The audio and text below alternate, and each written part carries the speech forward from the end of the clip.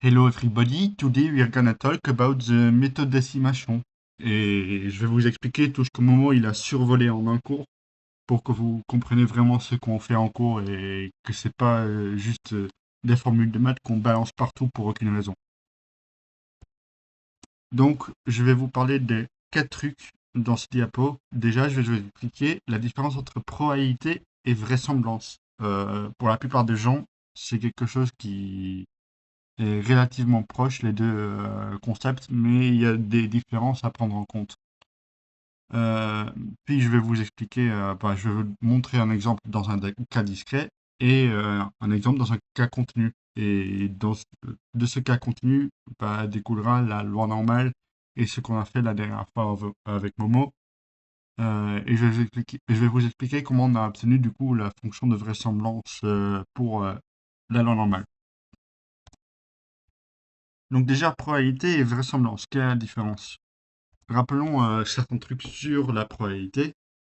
La probabilité est en fait une mesure de la chance qu'un événement se produit dans un cadre ou univers fixe. Donc on connaît l'univers, on connaît le cadre, et on essaie de déterminer la mesure qui évalue la fréquence ou la possibilité d'occurrence de cet événement donné qu'on est en train de étudier. Par exemple, si on prend un dé à 6 faces, la probabilité d'obtenir chacun de ces 6 faces est 1 sur 6. Euh, et donc, il en découle deux propriétés très importantes sur les probabilités, qui sont que toutes les probabilités sont contenues entre 0 et 1, et que la somme des probabilités dans cet univers est égale à 1. Ça, c'est les propriétés des probabilités. Et donc, pour la vraisemblance, en fait, la vraisemblance, on ne connaît pas le cadre ou l'univers où on est. C'est juste, euh, on va étudier des différents univers, on va calculer les probabilités dans chacun de ces univers, et là où la probabilité est la plus haute, c'est ça l'univers la plus vraisemblable. Et tant qu'on ne connaît pas cet univers, on ne parle pas de probabilité, mais de vraisemblance. Et donc, on utilise en fait la vraisemblance pour estimer les paramètres d'un modèle qu'on ne connaît pas encore. Exemple, si on observe une série de lances de dés et qu'on cherche à savoir si le dé est truqué, on observe un échantillon, on va calculer la probabilité d'obtenir face et pile, et puis puis on va voir à quel univers ça correspond, quelle est la probabilité que on obtient pile et quelle est la probabilité qu'on obtient face. Et donc ça sera l'univers qu'on suppose vraisemblable à notre échantillon. Donc en résumé, la probabilité concerne la chance qu'un événement se produise pour une distribution qu'on connaît, alors que la vraisemblance évolue à quel point des données observées sont compatibles avec différents paramètres d'un modèle. C'est un peu flou, je pense, donc je vais vous expliquer à travers deux cas concrets et vous allez comprendre assez facilement. Donc, l'exemple dans un cas discret. Supposons qu'on a quatre différentes pièces. Et pour la première pièce, on a une probabilité d'obtenir pile 50% de fois et 50% de fois pour obtenir face. Pour la deuxième pièce, on a 30% d'obtenir pile et 70% pour obtenir face. Pièce 3, 60% d'obtenir pile, 40% de chance d'obtenir face et PS4, 90% de chance d'obtenir pile. Alors, on lance une de ces quatre pièces 5 fois et on ne sait pas lesquelles des pièces on a lancé. On a obtenu deux piles et trois faces. Donc on a lancé lancé la pièce 5 fois. Les deux premières fois c'est tombé sur pile, les trois dernières fois c'est tombé sur face. Si on le note en probabilité et on note que P c'est la probabilité d'obtenir face et A l'événement qui dit obtenir deux piles et trois faces.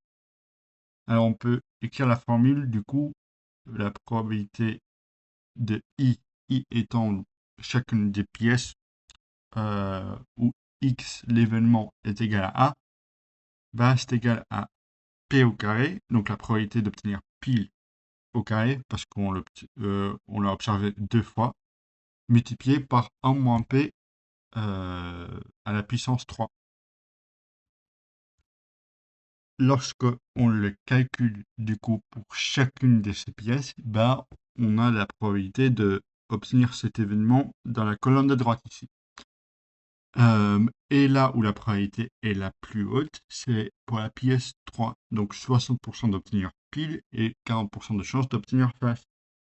Et donc on dit que l'univers la plus vraisemblable pour notre échantillon est l'univers où on est avec la pièce 3.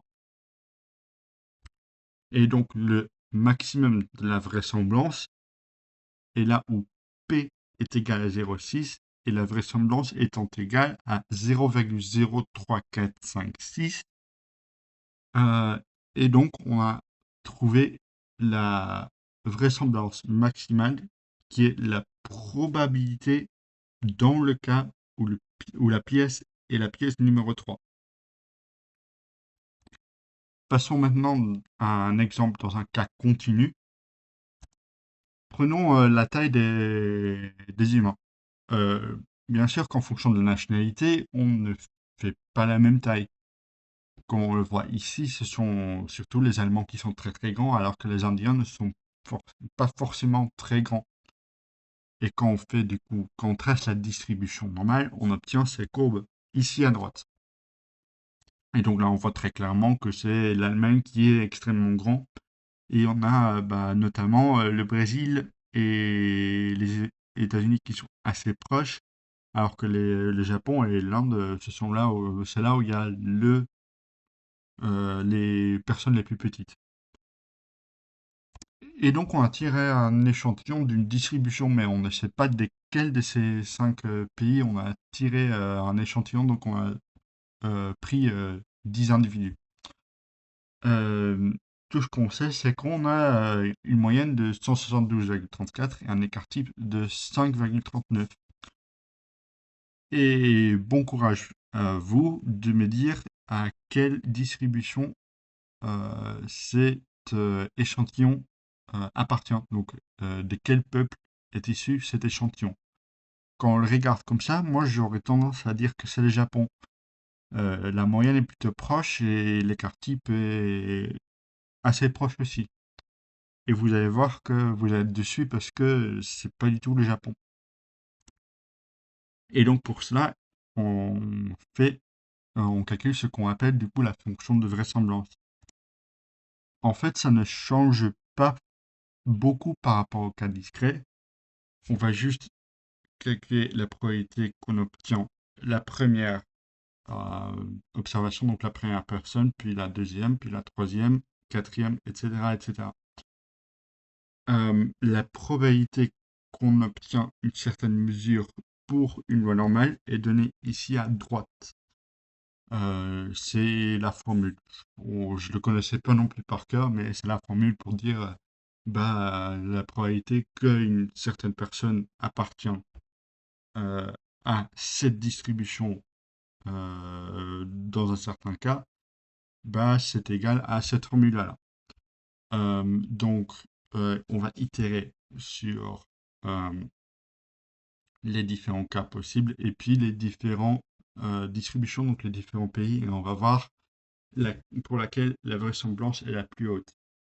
Donc, on a la mesure de vraisemblance pour une seule observation, donc pour par exemple 0, qui est ici à droite, et on va le multiplier par la probabilité, ou la vraisemblance, pardon, la vraisemblance, pas la probabilité du coup, que on obtient la première, enfin la deuxième observation, puis la troisième, etc.